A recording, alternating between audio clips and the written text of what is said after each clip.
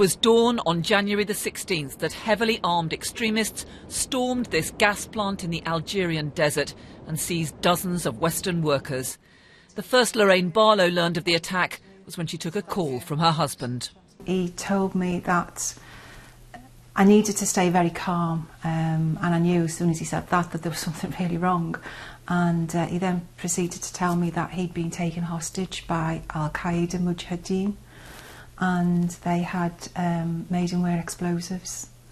Gary Barlow's fate was unknown, and his family were unprepared for David Cameron's first statement on the unfolding crisis. It is a very dangerous, a very uncertain, a very fluid situation, and I think we have to prepare ourselves for the possibility of bad news ahead. We were devastated, absolutely devastated.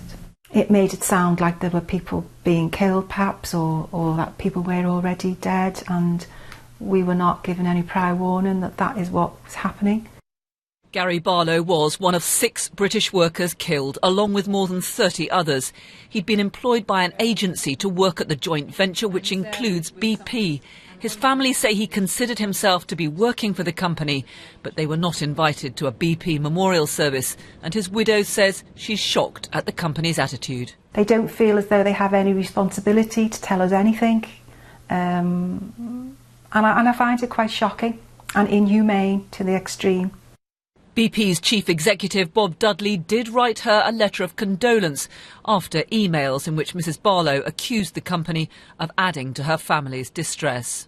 BP declined our request for an interview. In a statement it said the In Amenas plant is in a military zone under the control of the Algerian armed forces. How the terrorists got through security to attack the plant is an unresolved question. It said the investigation being carried out by the British police on behalf of the coroner will be more comprehensive than if BP had carried out an internal inquiry. The Prime Minister went to Algeria within weeks of the attack. The Algerian authorities are leading the investigation, and officers from Scotland Yard's anti-terrorist squad have been to the scene to gather evidence for the British inquests, which are due to start next year. He received no protection, and I'd like to know why.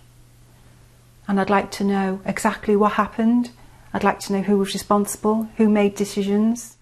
Lawyers for the widow of Gary Barlow and other British families say they want a full and transparent investigation to get to the truth. Carol Walker, BBC News.